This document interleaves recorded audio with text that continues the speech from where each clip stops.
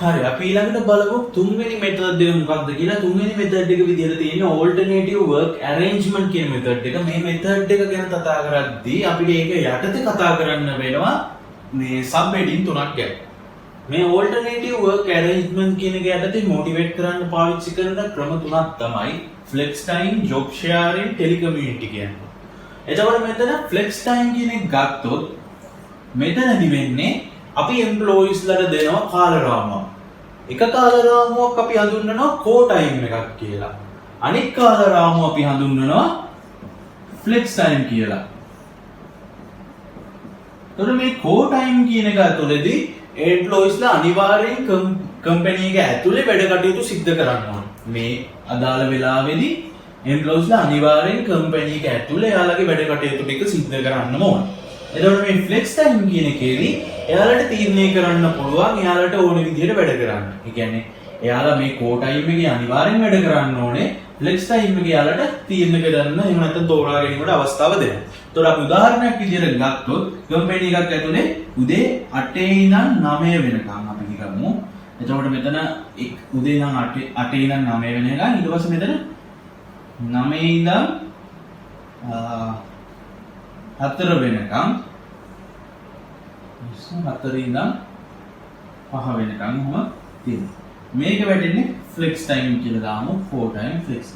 එතකොට උදේට වැඩට එද්දී මෙයාලට 8යි 9යි අතර ඕන වෙලාවක් තෝරගෙන වැඩට එන්න පුළුවන්.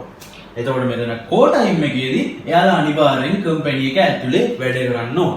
එතකොට මෙතන flex time එකේදී ආයෙ යාලට කැමති වෙලාවක company යන්න පුළුවන් 4යි 5යි ඇතුළත. හැබැයි එයාලා අනිවාර්යෙන් යාලට cover කරන්න තියෙන්නේ පැය 14ක් නම්. පැය 14ක් හරි පැය. අපි තුන් මම නිකන් කියන්නේ පැය 14ක් කියලා. අපි තුන් පැය 8ක්. පැය 8ක් නම් පැය 8 cover කරලා තමයි යන්න ඕනේ. අනිවාර්යෙන් මේ cover කරන්න ඕනේ පැය 8 cover කරලා තමයි company එකෙන් යන්න ඕනේ. කියන්නේ මෙයා මෙහි පැයක් පරක් වෙලා එනවා නම් මෙහි පැයක් පරක් වෙලා වැඩට එනවා නම් පැයක් පරක් වෙලා තමයි වැඩ ඇරලා යන්න වෙන්නේ යාට. ඒ වගේ flex time එක ඇතුලේ එයාලට කැමති වෙලාවට decide කරන්න පුළුවන්. හැබැයි core time එකේදී ඇතුලේම ඉන්න ඕනේ. එතකොට මෙතන job sharing කියන එක. job sharing කියන එක හඳුන්වලා දීලා තියෙන්නේ වඩා පහසුවක් employees වල ගෙන දීමේ අරමුණෙන් තමයි. එතකොට මේවා අර schedule times තියෙන schedule කරලා. ඒ කියන්නේ time එක schedule කරලා අපි හිතමු උදේ 8 ඉඳන් 12. එතකොට 12 ඉඳන් 5 ඔන්නෝම බෙදලා schedule time එකකට තමයි වැඩ කරන්නේ. එතකොට මෙතන job sharing කියන එකේදී එක වැඩක් කරන එක්කෙනෙක් කරන වැඩ. ඒ කියන්නේ එක task එකක් කරන්න ටාස්ක් එකක් කරන්න එක්කෙනෙක්ට පුළුවන්. හැබැයි මෙතන දෙන්නෙක් ගන්නවා. මේ ටාස්ක් එක කරන්න හැබැයි දෙන්නෙක්ව ගන්නවා. එක්කෙනෙක්ට පුළුවන් ටාස්ක් එකක් කරන්න දෙන්නෙක් යොදා ගන්නවා ෂෙඩියුල් ක්‍රමය යටතේ. උදේ 8 ඉඳන් 12 වෙනකන් එක්කෙනෙක් වැඩ කරනවා. 12 ඉඳන් 5 වෙනකන් තව කෙනෙක් වැඩ කරනවා. අන්න එහෙම ෂෙඩියුල් එකක් හදලා එක ටාස්ක් එකක් එක්කෙනෙක්ට කරන්න පුළුවන් ටාස්ක් එක දෙන්නෙක් ලව්ව කරන එක තමයි ජොබ් ෂෙයාරින් කියලා අපි කියන්නේ. ඊළඟට අපි කතා කරමු මේ ටෙලිකමියුනිටි කියන එක. ටෙලිකමියුනිටි කියන එකදී වෙන්නේ අපි එම්ප්ලොයිස් ලට අවස්ථාව දෙනවා එයාලට ගෙදර ඉඳන් වැඩ කරන්න. ගෙදර ඉඳන් වැඩ කරන්න ඕනේ. එයාලා කම්පියුටර් එක කනෙක්ට් කරලා තියෙන ඔෆිස් එකට. ඔෆිස් එකට කනෙක්ට් කරපු කම්පියුටර් එකකින් ගෙදර ඉඳන් වැඩ කරන්න අවස්ථාව දෙන එක තමයි මේ ටෙලිකමියුනිටි කියන්නේ. එතකොට මෙතන වාසි විදියට ගත්තොත් මේකෙදි ඇඩ්වාන්ටේජස් යටතේ අපිට දාන්න පුළුවන් employees ලා අනිවාර්යෙන් මෙතනදී satisfy වෙලා වැඩ කරනවා. ගෙදර ඉඳන් වැඩ කරන්න අපි කවුරුත් කැමති. එහෙනම් මෙතනදී මේ අපේ සේවකයෝ satisfy වෙනවා. ඒ වගේම යාලා හොඳට වැඩ කරන්න උත්සාහ කරනවා. ඒ වගේම අපේ කම්පැනි එක පොඩි වුණත් අපිට විශාල සේවක ප්‍රමාණයක් තියාගන්න පුළුවන්. මොකද අපි කම්පැනි ඇතුළේ සේවකයෝ ගේන්නේ නැහැ. එයාලා ගෙදර ඉඳන් වැඩ කරන්නේ. එහෙනම් අපිට විශාල සේවකයෝ ප්‍රමාණයක් මෙතනට තියාගන්න පුළුවන් අවස්ථාව ලැබෙනවා.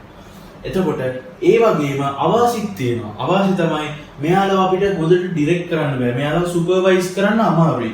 ඩිරෙක්ට් කරන්න සුපර්වයිස් කරන්න අමාරුයි. මොකද මෙයාලා ගෙදර ඉන්නේ. එයාලා සම්බන්ධ කරගන්න ඩිරෙක්ට් කරන්න එයාලව සුපර්වයිස් කරන්න ගොඩක් අමාරුයි. ඒ වගේම එයාලගේ මේ මොනවාද මේ ක්වොන්ටිටේටිව් නෙමෙයි ක්වොලිටේටිව් පර්ෆෝමන්ස් එක මයින්න අපිට හැකියාවක් නැහැ. මොකද මෙයාලා ගෙදර ඉඳන් වැඩ කරන්න අපි යාළුව දකින්නේ නැහැ. ඒ හින්දා යාළුවගේ ක්වොලිටේටිව් පර්ෆෝමන්ස් එක එහෙම නැත්නම් යාළුවගේ බිහේවියර් එක අපිට ඉවැලුවේට් කරන්න බෑ. ඒ වගේ වාසි අවාසි එක්ක මේ ක්‍රමයේ ටෙලිකමියුනිටි කියන ක්‍රමයෙන් ගොඩක් අද පාවිච්චි වෙනවා. උදාහරණයක් විදිහට අපිට ගන්න පුළුවන් GSS. GSS එක එහෙම නැත්නම් ග්ලෝබල් කියලා ගොඩක් අය හඳුන්වනවා. ඒකේ ගොඩක් වෙලාවට මේ ටෙලිකමියුනිටි කියන ක්‍රමය පාවිච්චි කරනවා. මේ ජොබ් ෂෙයාරින් කියන එක බොහෝ වෙලාවට පාවිච්චි වෙන මේ කම්පැනි එකක් විදිහට අපිට හඳුන්වන්න පුළුවන්. මේ නවලෝකයක. නවලෝකයේ මේ ජොබ් ෂෙයාරින් කියන එක ගොඩක් තියෙනවා. ෆ්ලෙක්ස් ටයිම්, ජොබ් ෂෙයාරින්, ටෙලිකමියුනිටි කියන එක තියෙනවා. මේ ෆ්ලෙක්ස් ටයිම් කියන එක අපිට හොඳට දැනගන්න පුළුවන් එපික් එකේ. එපික් ලංකා කියලා කම්පැනි එකක් තියෙනවා. එපික් ලංකා එකේ මේ ෆ්ලෙක්ස් ටයිම් එක තියෙනවා. එපික් ලංකාවේ ෆ්ලෙක්ස් ටයිම් එක අපිට බලා ගන්න පුළුවන්. නවලෝකයේ ජොබ් ෂෙයාරින්, ටෙලිකමියුනිටි කියන GSS එක බලන්න පුළුවන්. මෙතන ෆ්ලෙක්ස් ටයිම් එකේ අපි ෆ්ලෙක්ස් ටයිම් එකේ කෝ ටයිම් එක කියලා දෙකක් දෙනවා. ෆ්ලෙක්ස් ටයිම් එකේ අර තීරණය කරන්න පුළුවන්. කෝ ටයිම් එකේ අර අනිවාර්යයෙන්ම කම්පැනි එකේ ඉන්න. ජොබ් ෂෙයාරින් කියන එකේදී වෙන්නේ එක්කෙනෙක්ට කරන්න පුළුවන් ටාස්ක් එක දෙන්නෙක් කරනවා වර්ක් ෂෙඩියුල්ස් යටතේ. එතකොට මෙතන ටෙලිකමියුනිටි කියන එකේදී වෙන්නේ කම්පියුටර් ඔෆිස් එකට කනෙක්ට් කරපු කම්පියුටර් එකකින් මේ සේවකයෝ ගෙදර ඉඳන් තමයි වැඩ කරන්නේ ටෙලිකමියුනිටි කියන්නේ. ඒතකොට මේකේ ඕල්ටර්නේටිව් වර්ක් ඇරේන්ජ්මන්ට්ස් කියන එක යටතේ ඔය තුන ගැන තමයි අපිට කතා කරන්න තියෙන්නේ. අපි ගිහිල්ලා බලමු ඊළඟට මොකද්ද කතා කරන්න තියෙන්නේ කියලා. හරි. එහෙනම් අපිට ඊළඟට කතා කරන්න තියෙන මෙතඩ් එක තමයි employee involvement programs කියන මෙතඩ් එක. මේ මෙතඩ් එකේදී කරන්නේ employees ලව පුළුවන් තරම් අයාලගේ ඕගනයිසේෂන් එකේ ඩිසිෂන් මේකින් එකට ඉන්වෝල්ව් කරගන්න උත්සාහ කරන එක තමයි කරන්නේ. මොකද අපිව ඩිසිෂන් මේකින් එකට ඉන්වෝල්ව් කරගන්නවා නම් අපි හිත ඇතුලේ මොටිවේට් වෙනවා. අපි සැටිස්ෆයි වෙනවා. අපිට සතුටක් දැනෙනවා අපි ඉන්වෝල්ව් කරගන්නකොට. අපි සැටිස්ෆැක්ෂන් එකක් එහෙම නැත්නම් මොටිවේෂන් එකක් ඇති කරන්න පාවිච්චි කරන මේ මෙතඩ් එක අපි ඉන්වෝල්ව්මන්ට් එක හරහා තමයි සිද්ධ කරන්න උත්සාහ කරන්නේ. එතකොට මෙතනදී අපි හැම වෙලේම උත්සාහ කරන්නේ එම්ප්ලොයිස් ලගේ කමිට්මන්ට් එක. එහෙම නැත්නම් ඕගනයිසේෂන් එකේ කෙරේ දක්වන දායකත්වයේ උපරිම මට්ටමකට ගේන්න තමයි අපි මේ ක්‍රමයේදී උත්සාහ කරන්නේ. හරි. එතකොට මේකේ යටතේ අපි කතා කරන සබ් හෙඩින්ග්ස් එහෙම නැත්නම් මෙතඩ්ස්. එම්ප්ලොයී වල ඉන්වෝල්ව් කරගන්න පුළුවන් මෙතඩ්ස් කීපයක් ගැන තමයි අපි මෙතන දක්වලා තියෙන්නේ. එතකොට පළවෙනි මෙතඩ් එක විදිහට අපි ගන්නවා පාටිසිපේටිව් මැනේජ්මන්ට් කියන එක. පාටිසිපේටිව් මැනේජ්මන්ට් කියන එකෙන් වෙන්නේ තමන් මැනේජර් නම් මගේ පහළ ඉන්න අනිත් අයට මම යම් කිසි ප්‍රමාණයක ඩිසිෂන් මේකින් පවර් එකක් දෙනවා. එයාලගේ කටයුතු කරගෙන යන්න අවශ්‍ය තීරණ ගැනීමට අවශ්‍ය යම් කිසි බලයක් අපි ලබා දෙනවා මේ පාටිසිපේටිව් මැනේජ්මන්ට් එක යටතේ. අපි ඉන්න මැනේජර් මෙතන නම් එයාට යටතේ ඉන්න එයාගේ ඇසිස්ටන්ට් මැනේජර්ස්ලට එයා දෙනවා ඩිසිෂන් මේකින් පවර් එකක්. එයාලට අවශ්‍ය තීරණ ගන්න පවර් එකක් එයාලට ලබා දෙනවා. එයාලගේ යටතේ ඉන්නවා නම් තව අය ඒ ඇසිස්ටන්ට් මැනේජර්ස්ලා එයාගේ පහළ ඉන්න අනිත් අයට තව ඩිසිෂන් මේකින් පවර් එක යම් කිසි ප්‍රමාණයකින් ලබා දෙනවා. එතකොට මේ ඩිසිෂන් පවර් එක පහළට ගිහිල්ලා පාටිසිපේටිව් මැනේජ්මන්ට් එකක් කියන එක ඇති වෙනවා. එතකොට යම් කිසි පහළම ඉන්න කෙනෙක්ට උනත් එයාගේ යම් කිසි මට්ටමක එයාට තීරණ ගැනීමේ බලයක් මැනේජ්මන්ට් එක ලබා දීලා තියෙනවා. ඒ නිසා කම්පැනි එකේ හයිරාකි එකේ පහළට යනකම්ම ඉන්න එම්ප්ලොයිස් ලගේ සැටිස්ෆැක්ෂන් එකක් අපිට දැක ගන්න පුළුවන් වෙනවා මේ පාටිසිපේටිව් මැනේජ්මන්ට් එකේ ඉන්වෝල්ව්මන්ට් එක හරහා. එතකොට අපි ඊළඟට කතා කරනවා මේ රීප්‍රසන්ටේටිව් පාටිසිපේෂන් කියන එක. රීප්‍රසන්ටේටිව් පාටිසිපේෂන් එකේදී වෙන්නේ එම්ප්ලොයිස් ලගේ ගෲප් එකක් තෝරගන්නවා. ඒ ගෲප් එකට අවස්ථාව දෙනවා මැනේජ්මන්ට් එක තීරණ ගත්තී ඒ තීරණ ගැනීමට දායක වෙන්න. ඒ තීරණ ගන්න වෙලාවට ඒ තීරණ ගැනීමට දායක වෙන්න එම්ප්ලොයිස් ලගේ ගෲප් එකක් තෝරගන්නවා. එතකොට මේ ගෲප් එක සම්පූර්ණ වර්ක් ෆෝස් එකම රීප්‍රසන්ට් කරලා ගිහිල්ලා පාටිසිපේට් කරනවා. එයාලගේ තීරණ ගන්න මැනේජ්මන්ට් එක තීරණ ගන්න මේකෙදී පාටිසිපේට් කරනවා මුළු වර්ක් ෆෝස් එකම රීප්‍රසන්ට් කරලා. ඊට පස්සේ තුන්වෙනියට එනවා වර්ක් කවුන්සිල්ස් කියලා. වර්ක් කවුන්සිල්ස් කියන එක ගත්තාම මෙතනදී අපි නිකම්ම තමයි තෝරගත්තේ රීප්‍රසන්ට් කරන්න මේ එම්ප්ලොයිස්ලාගේ ගෲප් එක මුළු වර්ක් ෆෝස් එකම. හැබැයි මෙතනදී වෙන්නේ මෙයාලට එම්ප්ලොයිස්ලාට අපි අවස්ථාව දෙනවා ඉලෙක්ට් කරන්න. ඒ කියන්නේ ඡන්දයක් තියලා තමන් කැමති අයව රීප්‍රසන්ට් කරන්න තෝරගන්න අවස්ථාවක් දෙනවා. එහෙම එම්ප්ලොයිස්ලා තෝරගන්න ගෲප් එක තීරණ ගන්න වෙලාවට කැඳවනවා මැනේජ්මන්ට් එක විසින්.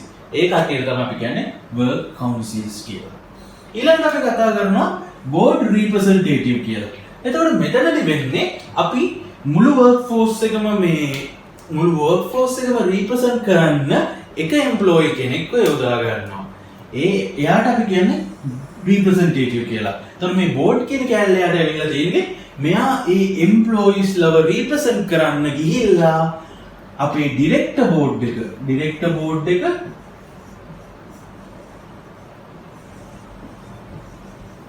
board එකේ ඉඳ ගන්නවා තීරණ ගැනීමේ කටයුතු වලට employees ලා එහෙම නැත්නම් සම්පූර්ණ work force එකම represent කරන්න ගිහලා ඉඳ ගන්නවා. අන්න ඒ හින්දා යට board representative කියන්නේ. board එක කියන්නේ director board එකේ ඉඳ ගන්න employees ලාව represent කරන කෙනා තමයි board representative කියලා අපි හඳුන්වන්නේ.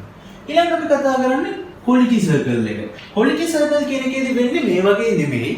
එතෙන්දී වෙන්නේ එකට වැඩ කරන කණ්ඩායම.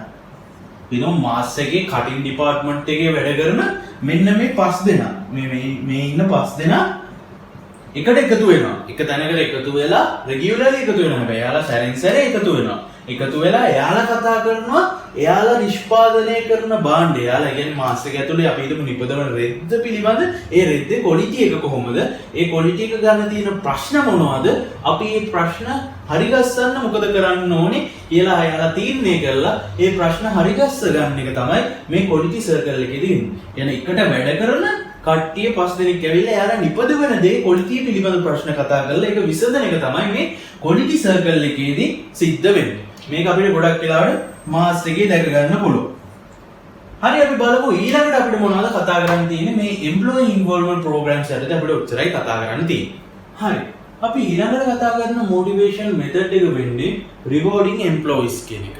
employees ලා motivate කරන්න පුළුවන් ප්‍රධානම භාවිතා කරන ක්‍රමයක් එහෙම නැත්නම් වඩා වැදගත් ක්‍රමයක් තමයි මේ rewarding employees කියන්නේ. මොකද ගොඩාක් employees ලා motivate වෙන්නේ මෙන්න මේ rewards කියන දේවල් මත තමයි. එතකොට අපි මේ reward එක දෙද්දි පළවෙනියට සලකා බලන්න ඕනේ කරුණු කීපයක් තියෙනවා management එකක් විදියට එහෙම නැත්නම් organisation එකක් විදියට. පළවෙනි කරුණ තමයි what to pay මොනවද මම ගෙවන්නේ මොනවද මම දෙන්නේ employees ලට එතකොට how to pay මම කොහොමද ගෙවන්නේ what to pay මම මොනවද ගෙවන්නේ මම කොහොමද ගෙවන්නේ what to pay මොනවද ගෙවන්නේ කොහොමද ගෙවන්නේ ඊළඟට කතා වෙන දේ තමයි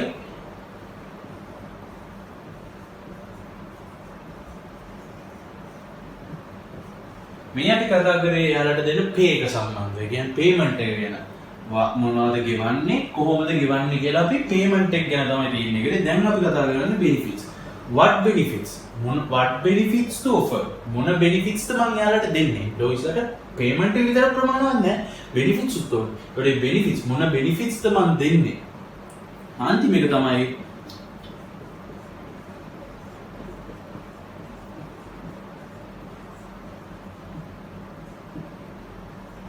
how to recognize මම මේ benefits ඒ කියන්නේ payment එක අපි හැමෝටම දෙනවා හැබැයි අපි benefits දෙන්නේ හොඳට වැඩ කරන අයට එහෙම නැත්නම් අපි තෝරගන්න යම්කිසි කට්ටියට තමයි benefits දෙන්නේ. ඒතර මේ benefits දෙන්න අදාළ වෙන ඒ benefits දෙන්න සුදුසු සේවකයන්ව හඳුනාගන්නේ කොහොමද කියලා තමයි ඊළඟට හිතන්නේ. පළවෙනියටම අපි payment එක ගැන මොනවද ගෙවන්නේ කොහොමද ගෙවන්නේ අපි යාලට දෙන අමතර benefits එයා බෝනසස් ආරවද මේවද ඒ වගේ ඒවා මොන බෙනිෆිට්ස් ද දෙන්නේ. එතකොට මේ බෙනිෆිට්ස් දෙන්න ඕන සේවකයෝ හඳුනාගන්නේ කොහොමද කියලා කරුණු හතර ගැන අපි rewarding employees ලා කියන්නේ employees ලා reward කරන්න ඇද්දි සලකලා බලන්න ඕනේ කරුණු හතරක් විදිහට අපිට දක්වන්න පුළුවන්. එතකොට මේ rewarding employees කියන එක ගත්තාම එයාලව reward කරන්න පුළුවන් main කරුණු හතරක් තමයි මම මෙතන දක්වන්නේ. reward කරන්න පුළුවන් විදි හතරක්. පළවෙනි එක තමයි variable pay programs කියන එකේදී වෙන්නේ එතකොට මෙතනද වෙන්නේ employees ලගේ performance එක එක්ක organisation එක එහෙම නැත්නම් management එක එහෙම නැත්නම් එක individual කෙනෙක් එහෙම එක individual කෙනෙක් organisation එක හරි එහෙම නැත්නම් මේ management එක හරි එයාලගේ performance එක මැනලා ඒ performance එක මත පදනම් කරගෙන payment එක කරනවා නම් අපි ඒකට කියනවා variable pay program එකක් කියලා. කියන්නේ employee ගේ performance එක මැනලා ඒ performance එක මත තමයි payment එක කරන්නේ. එතකොට අපි ඒකට කියනවා variable pay programs කියලා. performance එක වෙනස් වෙන විදිහට pay කරන හින්දා ඒ හින්දා තමයි අපි මේකට variable pay කියලා කියන්නේ. يعني performance එක අඩු වෙද්දී pay එක performance එක මත වෙනස් වෙලා අඩු වෙනවා. එතකොට pay එක මේ performance එක වැඩි වෙද්දී performance එක මත තීරණය වෙලා pay එක අඩු වෙනවා. ඒ හින්දා තමයි අපි කියන්නේ variable pay programs කියලා. ඊළඟට අපි කතා කරනවා employee stock ownership කියලා. employee stock ownership plans. මෙතනදි වෙන්නේ employees ලාට reward එකක් විදිහට company එකේ stock එකක් දෙනවා. එහෙනම් company එකේ stock issue කරනවා benefits එකක් විදිහට. කියන්නේ employees ලාට payment එකක් දෙනවා. එයාලට දෙන අමතර benefit එකක් විදිහට employees ලාට company එකේ stock එක දෙනවා. ඒ කියන්නේ company එකේ අයිතීන් කොටසක් දෙනවා. company එකේ stocks තමයි දෙන්නේ. ඒකෙන් තමයි මෙතන කියන්නේ employee stock ownership plans කියලා. company එකේ stock එක නැත්නම් ownership එකකින් කොටසක් benefit එකක් විදිහට දෙන හින්දා තමයි මෙතන employee stock ownership plans කියලා කියන්නේ. ඒතර මෙතන අපි තුන්වෙනියට කතා කරන ක්‍රමය තමයි skill based pay plans කියන්නේ. මෙතනදී skill එක පදනම් කරගෙන තමයි skill එක පදනම් කරගෙන තමයි payment කරන්නේ. ඒ කියන්නේ employees ලා සතුව තියෙන skill ප්‍රමාණය. එහෙම නැත්නම් employee කෙනෙක්ට කරන්න පුළුවන් task ප්‍රමාණය, එහෙම නැත්නම් වැඩ ප්‍රමාණය මත පදනම් වෙලා payment එක කරනවා නම් අන්න අපි ඒකට කියනවා skill based pay plan එකක් කියලා. එතකොට මෙතන තියෙනවා වාසි වගේම අවාසි. වාසි විදිහට ගත්තොත් skill based pay plan එකේදී හැමෝම පඩි වැඩි කරගන්න කැමති හින්දා පුළුවන් තරම් skills ඉගෙන ගන්න උත්සාහ කරනවා. එතකොට පුළුවන් තරම් skills වැඩි කරගන්න උත්සාහ කරනකොට අපිට හම් වෙන work force එක හොඳ flexible work force එකක්. එයාලගේ හැකියාව වැඩි. එතකොට එයාලට වෙනස්කම් වලට මුහුණ දෙන්න පුළුවන් විදිහට හැඩගැසීමේ හැකියාව වැඩි. එතකොට එයාලගේ flexibility එක වැඩි වෙනවා work force එකේ. ඒක තමයි එයාලගේ මේ skill based pay plan එකේ පළවෙනි advantage. ඊට පස්සේ අපිට කියන්න පුළුවන් මෙහෙම skills ගොඩක් ගත්තට පස්සේ එයාලගේ performance එක වැඩි වෙනවා. මොකද එයාලගේ හැකියාව වඩා දියුණු තත්ත්වයට පත් වෙන එයාලගේ skills ගන්න. එතකොට ඒ නිසා එයාලගේ performance එක වැඩි වෙනවා. ඒ වගේම එයාලගේ motivation එක වැඩි වෙලා එයාලගේ ඇතුලේ අපිට equity එකක් ඇති කරන්න පුළුවන්. මොකද equity එකක් ඇති කරන්න පුළුවන් වෙන්නේ මොකද අපි skill සමාන අයට සමාන වශයෙන් payment කරන හින්දා අපිට equity එකක් ඇති කරන්න පුළුවන් company එක ඇතුලේ. ඒව තමයි advantages විදිහට අපිට ගන්න පුළුවන් skill based pay plans වල. එතකොට අවාසිත් තියෙනවා මේකේ. අපිට අවාසි විදිහට ගන්න පුළුවන් මේ skills වැඩි කරගන්න උත්සාහ කරනකොට ඒ skills වැඩි කරගන්න තියෙන opportunity ප්‍රමාණය අඩුයි රට ඇතුලේ තියෙන. يعني ඉගෙන ගන්න දේවල් තියෙන ප්‍රමාණය අඩුයි skill එක වැඩි කරගන්න. එතකොට ඒක අවාසියක්. ඒ වගේම පඩි වැඩි කරගන්න තියෙන ඌමනාවට සමහර අය company එකටවත් අදාළ වෙන්නේ නැති skills ඉගෙන ගන්න පටන් ගන්නවා. company එකටවත් අදාළ නැති skills නැත්නම් තමන්ගේ department එකටවත් අදාළ නැති skills ඉගෙන ගන්න පටන් ගන්නවා. එහෙම ඉගෙන ගත්තාම ඒවට payment කරන එක කිසි වැඩක් නැහැ. ඒකෝට skill based pay plan එකේ disadvantage එක විදිහට අපිට ඒකත් දක්වන්න පුළුවන්.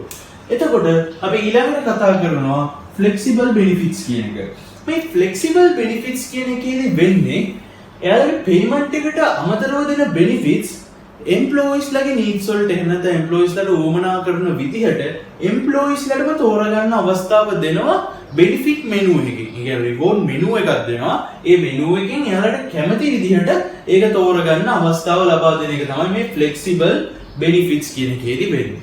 එතකොට අපි මේ හතර ගත්තාම මේ හතරෙන් මේ පළවෙනි එක ඒ වගේම මේ හතරවෙනි එක සම්බන්ධව තව වැඩි දුරටත් කතා කරන්න බලාපොරොත්තු වෙනවා. ඒතකොට අපි ගිහිල්ලා බලමු variable pay programs යටතේ අපිට තව මොනවද බලන්න තියෙන්නේ කියලා. හරි. එතකොට අපි variable pay programs ගැන කතා කරනවා. අපි එතකොට කලින් කිව්වා මේ variable pay programs performance එක organization එක හරි individual කෙනෙක් හරි මනිනු ලබන performance එක මත පදනම් කරගෙන payment කරන හින්දා අපි ඒකට variable pay programs කියලා කියනවා. එතකොට මේක යටතේ payment කරන විදි තුනක් තියෙනවා. ඒ විදි තුන තමයි මේ තියෙන්නේ. එතකොට මේ විදි තුනේ අපි පළවෙනි එක කතා කරොත් piece rate pay plans ගැන කතා කරොත් මේ ක්‍රමයේදී වෙන්නේ එක employee කෙනෙක් නිපදවනු ලබන භාණ්ඩ සමග එයාලගේ product එක වැඩි වෙන ප්‍රමාණය නැත්නම් එයාලා නිපදවන භාණ්ඩ මත එක භාණ්ඩයකට නිශ්චිත ප්‍රමාණයක් තියෙනවා. මේ නිශ්චිත ප්‍රමාණය පදනම් කරගෙන එයා නිපදවනු ලබන භාණ්ඩ ප්‍රමාණයට payment කරනවා. අපි හිතමු එක භාණ්ඩයකට දෙන්නේ රුපියල් 20යි කියලා. අපි හිතමු එක භාණ්ඩයකට 20ක payment එකක් කරනවා කියලා. එතකොට මෙයා භාණ්ඩ දෙකක් හැදුවොත් එතකොට මේ පළවෙනි භාණ්ඩෙට 20 දුන්නා දෙවෙනි භාණ්ඩෙට තව 20ක් දෙනවා. එතකොට මෙතන ටෝටල් එක විදිහට යාට 40ක් හම්බෙලා තියෙනවා. අන්න එහෙම එයා නිපදවන භාණ්ඩ ප්‍රමාණය මත පදනම් කරගෙන පේමන්ට් එක කරනකොට ඒක අපි හඳුන්වන්නේ piece rate pay plans කියලා. නිපදවන භාණ්ඩ ප්‍රමාණය වැඩි වෙන්න එයාට හම්බෙන පේමන්ට් එක වැඩි වෙනවා. එතකොට ඊළඟට අපි කතා කරනවා profit sharing plans. profit sharing plans කියන්නේ මෙතනදි වෙන්නේ කම්පැනි එක එම්ප්ලොයිස්ලා නිසා උපයන ප්‍රොෆිට් එක තියෙනවා. එම්ප්ලොයිස්ලා නිසා තමයි කම්පැනි එක ප්‍රොෆිට් එක උපයන්නේ. එහෙනම් ප්‍රොෆිට් එකකින් කොටසක් එම්ප්ලොයිස්ලාට ලබා දෙන එක තමයි මෙතනදි කරන්නේ.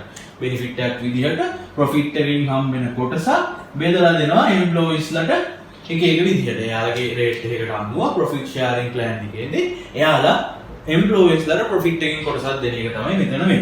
ඊට පස්සේ ගේන් ෂෙයාරින් ප්ලෑන්ස්. මෙතනදි වෙන්නේ එම්ප්ලොයිස්ලාට දෙනවා කලින් ඩිසයින් කරපු රේන්ජ් එකක්. කියන්නේ ලිමිට් එකක්. මේ ප්‍රමාණයේ ටාගට් එකක් දෙනවා ඒ කෙනාට. ඒ ටාගට් එක ඉක්මවා යනවා. ඒ performance ටාගට් එකක් තමයි දෙන්නේ. ඒ performance ටාගට් එක ඉක්මවා යනවා නම් ඒ ඉක්මවා යාම නිසා අපේ කම්පැනි එකේ ප්‍රොඩක්ටිවිටි එක වැඩි වෙච්ච ප්‍රමාණයේ මොනිටරි වැලියු එක කියන්නේ මුදල් ප්‍රමාණය එයාට දෙනවා. ඒ පුද්ගලයාට ලබා දෙනවා එකකින් කොටසක්. දැන් උදාහරණයක් විදිහට කිව්වොත් ඒ කියන එම්ප්ලොයීට කම්පැනි එක ටාගට් එකක් දෙනවා භාණ්ඩ 1000ක් නිපදවන්න ඕනේ කියලා මාස දෙකකින්. අපි මාසෙකින් හරි හිතමු මාසෙකින් භාණ්ඩ 1000ක් නිපදවන්න ඕනේ කියලා එයාට රේන්ජ් එකක් දෙනවා. ඒතකොට මෙයා මේ නිපදවගෙන ඇවිල්ලා භාණ්ඩ 1000 නිපදවලා දැන් එතනිනුත් ඉදිරියට නිපදවගෙන ගිහිල්ලා මෙයා මාසෙ ඉවර වෙනකොට 1500ක්ම නිපදවලා තියෙනවා. එතකොට එයාට දුන්න ටාගට් එක 1000යි. හැබැයි එයා 1500ක් නිපදවලා තියෙනවා. එතකොට මෙතන 1500ක් එයා නිපදවලා තියෙනවා. එයාට දුන්න ටාගට් එකට වඩා එයා තව 500ක් වැඩිපුර හදලා තියෙනවා. එතකොට මේ 500 එයාගේ වැඩි වෙච්ච ප්‍රොඩක්ටිවිටි එක. එතකොට මේ ප්‍රොඩක්ටිවිටි එක නිසා කලින් කම්පැනි එකේ දැන් අපි හිතමු භාණ්ඩයක් විකුණන්නේ 20යි කියලා. භාණ්ඩයක් 20කට විකුණනවා නම් කලින් කම්පැනි එක 20 ගානේ 1000යි ප්‍රොෆිට් එක මෙයා නිසා හොයලා තියෙන්නේ. හැබැයි දැන් කම්පැනි එක මෙයා නිසා 20 ගානේ 1500ක් හොයනවා. 20 ගානේ විකුණනවා එහෙනම් මෙතන වැඩි වෙච්ච ප්‍රමාණයක් තියෙනවා. ඒ වැඩි වෙච්ච ප්‍රමාණය 1000 1500 වෙලා තියෙනවා. ඒ හින්දා මෙතන මේ ඒ කියන පුද්ගලයා නිසා කම්පැනි එකේ ප්‍රොෆිට් එක එහෙම නැත්නම් ප්‍රොඩක්ටිවිටි එක කියලා අපි ගත්තත් කලින් හම්බුනේ 20000යි. හැබැයි දැන් එයාලට ඉන්කම් එක විදියට මෙයාගේ ප්‍රොඩක්ටිවිටි එකේ ඉඳලා 30000ක් හම්බ වෙනවා. එතකොට මෙයා නිසා මෙයාගේ මේ හැකියාව නිසා එයා ටාගට් එක පන්නපු නිසා එයා මේ කම්පැනි එකට 10000ක් වැඩිපුර හම්බෙලා තියෙනවා. එතකොට මේ 10000න් කොටසක් යම්කිසි ප්‍රමාණයක් මේ ඒ කියන පුද්ගලයාට ලබා දෙනවා නම් අපි ඒකට හඳුන්වන්නේ ගේන් ෂෙයාරින් ප්ලෑන් එකක් කියලා. ඒ මෙයාගේ දක්වන මෙයා ලිමිට් එක පන්නලා වැඩිපුර හදන එක නිසා ප්‍රොඩක්ටිවිටි එක වැඩි වෙන ප්‍රමාණයෙන් කොටසක් ඒ පුද්ගලයාට ලබා දෙන එක තමයි අපි ගේන් ෂෙයාරින් ප්ලෑන්ස් කියලා කියන්නේ. එතකොට මේ variable pay programs වලින් අපි කතා කරන්න තියෙන්නේ ඔච්චරයි. අපි ඊළඟට ගිහිල්ලා බලමු flexible rewarding වලදී මොනවද වෙන්නේ කියලා. හරි. අපි දැන් variable pay programs ගැන කතා කරා. එතකොට දැන් අපි ඊළඟට කතා කරන්න යන්නේ flexible benefits ගැන. flexible benefits වලදී අපි කිව්වා මෙතනදී employees ලාට තමන්ගේ උවමනා වලට ගැළපෙන විදිහට තෝරා ගැනීමක් කරන්න තමයි ලබා දෙන්නේ කියලා. එතකොට මේකේ යටතේ යොදා ගන්න ප්‍රධාන ක්‍රම තුනක් තියෙනවා. ඒ ක්‍රම තුන ගැන තමයි අපි දැන් කතා කරන්න යන්නේ.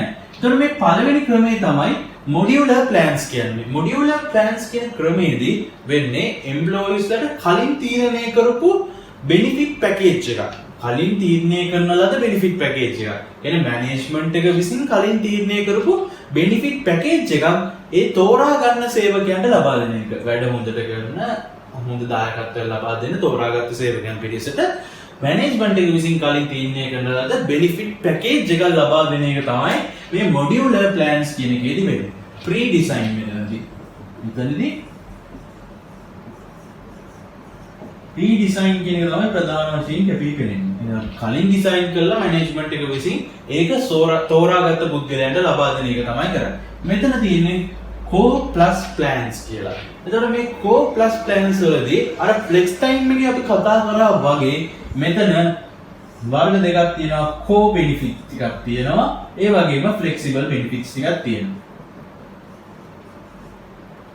එතකොට මේ කෝ ෆ්ලෙක්සිබල් බෙනිෆිට්ස් දෙක තියෙනවා එතකොට මේ කෝ කියන බෙනිෆිට්ස් ටික එයාලට තෝරගන්න බෑ ඒක එයාලට අනිවාර්යයෙන්ම තෝරගන්න වෙනවා මැනේජ්මන්ට් එකෙන් ඩිසයිඩ් කරලා තමයි මේ කෝ බෙනිෆිට්ස් ටික දෙන්නේ මේ ඊළඟට එයාලට මේ කෝ බෙනිෆිට්ස් වලට අමතරව බෙනිෆිට්ස් මෙනු එකක් දෙනවා ඒ කොටසේ මේ මෙනු එකේ දෙන කොටසින් එයාලට අවශ්‍ය කරන එයාලගේ යොමුනා වලට ගැළපෙන බෙනිෆිට්ස් ටික එයාලට තෝරගැනීමේ අවස්ථාව දෙනවා අන්න ඒ බෙනිෆිට්ස් ටික තමයි මේ ෆ්ලෙක්සිබල් බෙනිෆිට්ස් කියලා මෙතන කියන්නේ. එතකොට මෙතන කෝ ප්ලස් ෆ්ලෙක්සිබල් බෙනිෆිට්ස් ඒ හින්දා තමයි මේකට නම හැදිලා තියෙන්නේ මේ කෝ ප්ලස් කියන එකේ.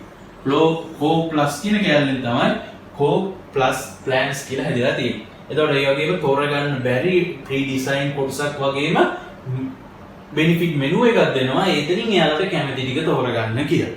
ඊළඟට අපි කතා කරොත් මේ ෆ්ලෙක්සිබල් ස්පෙන්ඩින් ප්ලෑන්ස් කියන එකේදී මෙතනදී අපේ කම්පැනි එක කියන්නේ එම්ප්ලොයිට ඕන කරන මෙනු එකක් හරි මේ මැනේජ්මන්ට් එක තීරණය කරලා බෙනිෆිට් මෙනු එකක් දෙනවට වඩා මෙතනදී කරන්නේ ටැක්ස්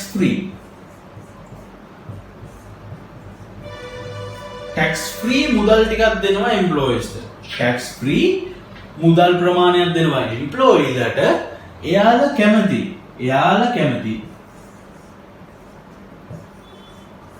එයාලා කැමති බෙනිෆිට්ස් ටික එයාලට සල්ලි දීලා ගන්න කියලා ටැක්ස් ෆ්‍රී මුදල් ප්‍රමාණයක් දෙන එක තමයි මෙතනදී කරන්නේ. ෆ්ලෙක්සිබල් ස්පෙන්ඩින් ප්ලෑන් එකේදී මෙතන ස්පෙන්ඩ් කරන්න තමයි දෙන්නේ. ෆ්ලෙක්සිබල් විදියට ස්පෙන්ඩ් කරන්න අවස්ථාව තමයි දෙන්නේ. ටැක්ස් ෆ්‍රී මුදල් ප්‍රමාණයක් දෙනවා.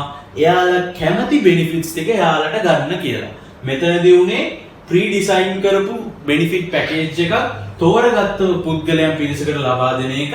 මෙතන කෝ ප්ලස් ප්ලෑන්ස් කියන එකේදී තෝරගන්න බැරි කොටසක් එක්ක බෙනිෆිට් මෙනු එකක් දෙනවා. ඒ දෙන මෙනු එකේ තියෙන ටිකෙන් එයාලට කැමති ටිකක් තෝරගන්න කියලා. තෝරගන්න බැරි කොටසක් වගේම තෝරගන්න පුළුවන් කොටසක් එක දෙකක් එකතු කරලා කෝ ප්ලස් ප්ලෑන්ස් කියන එකේදී බෙනිෆිට් ලබා දෙනවා. මේ ෆ්ලෙක්සිබල් ස්පෙන්ඩින් ප්ලෑන්ස් එකේදී යාලට දෙන්නේ යාලට කැමති විදියට ස්පෙන්ඩ් කරලා ෆ්ලෙක්සිබල් විදියට කැමති බෙනිෆිට් ටික ගන්න කියලා ටැක්ස් ෆ්‍රී මනි ප්‍රමාණයක් දෙන එක තමයි මේ ෆ්ලෙක්සිබල් ස්පෙන්ඩින් ප්ලෑන්ස් එකේදී වෙන්නේ. එතකොට අපිට ෆ්ලෙක්සිබල් බෙනිෆිට්ස් ගැන කතා කරන්න තියෙන්නේ ඔච්චරයි. අපි ඊළඟට අපේ අන්තිම මාතෘකාවට ගිහිල්ලා බලමු මොකක්ද ඒක කියන්නේ කියලා.